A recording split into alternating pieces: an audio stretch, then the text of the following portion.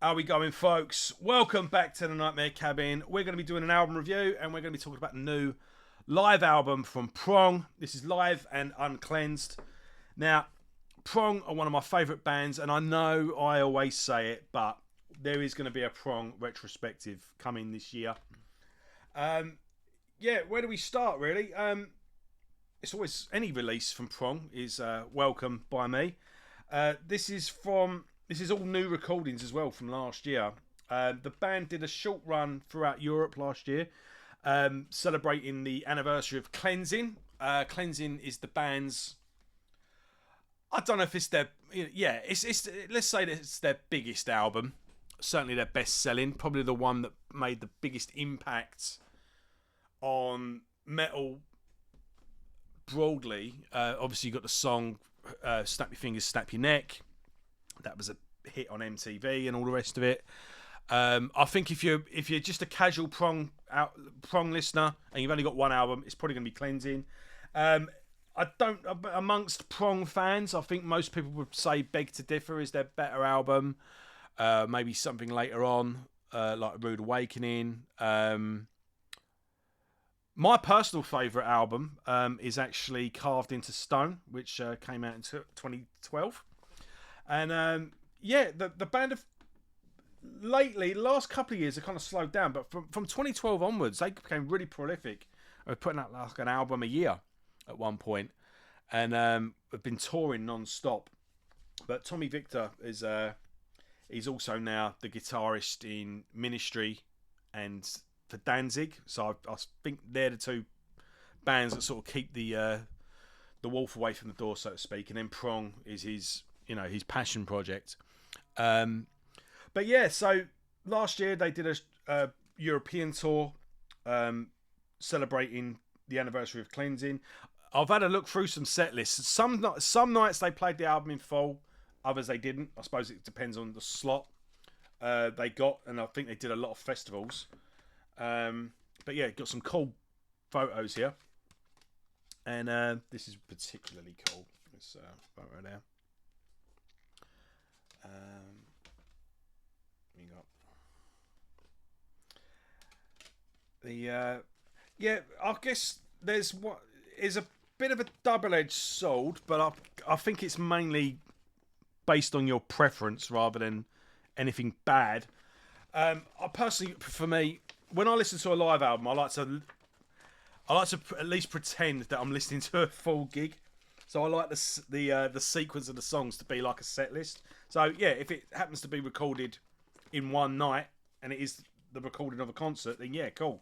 I get the set list as it was, so to speak.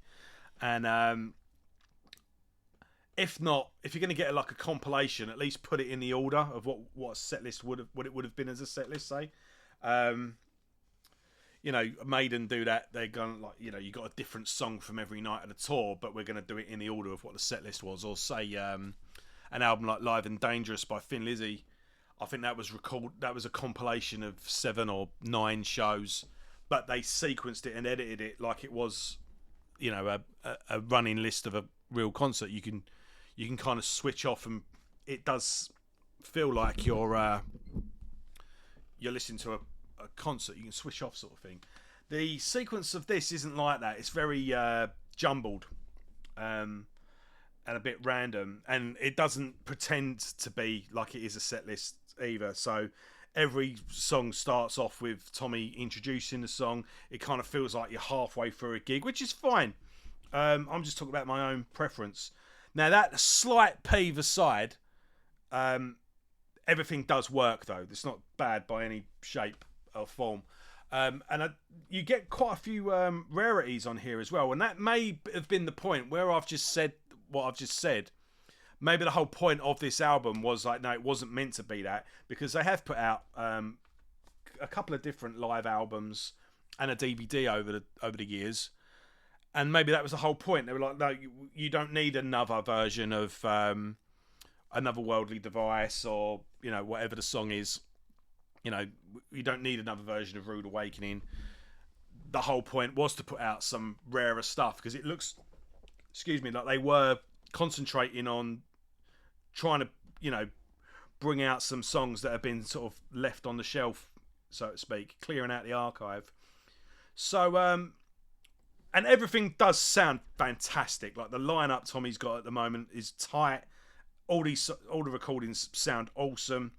No Question is one that stands out. That's the one I've been sticking on repeat. Sounds really heavy, that track. So yeah, it starts off with Revenge Best Served Cold, off of Carved into Stone. My it is probably my favourite Prong album. A great song, but yeah, again, would I have opened a set with it or opened a live album with it? It was a bit of an odd felt like an odd choice for me, but whatever. It sounds great. Then you get Inheritance, which is actually on the Airheads soundtrack. Don't know if any of you remember that. Then you get a couple of newer tracks like Ultimate Authority, and I think Ultimate Authority was off of 0 Days. I think you get another track. I can't remember which one it is now. Off of one of the newer albums. There's no absolutes. I think, is it No Absolute 0 Days? That is the name. I can't remember. So you get a couple of newer tracks off of some newer albums, but then smack bang in the middle, from track 4 to about track 8, it is pretty much all cleansing songs. Then you get Corpus Delicti, which is a B-side off of what was it called? It was a B-side on one of their singles.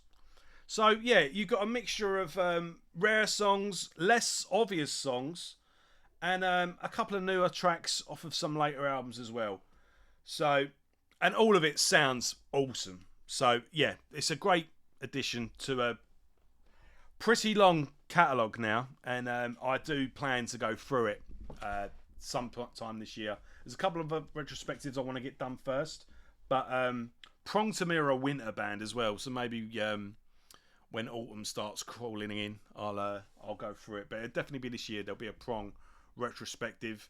And I'll say, it's always good to get anything from Prong. They're a fantastic band. I think Tommy Victor should be a hell of a lot richer than he is. I think he's a underrated guitarist and underrated songwriter. And yeah, it's always good to see Prong doing anything. So hopefully there's a new album in the pipeline, and hopefully they'll come back to the UK at some point as well. So yeah, is it worth getting? Absolutely. The my only Prong fans definitely get it. If you're new to Prong or not into Prong, is this the best thing to start with? Is it going to win you over? I don't think it's going to be honest. That is another thing. As good as this album is, I do think it's for Prong fans, fully fledged fans only. I don't think this is going to... I wouldn't introduce someone to Prong with this. That's the only slight peeve, and that for the reason I said before. But whatever, it's good nonetheless. So yeah, definitely worth checking out. See you later, folks.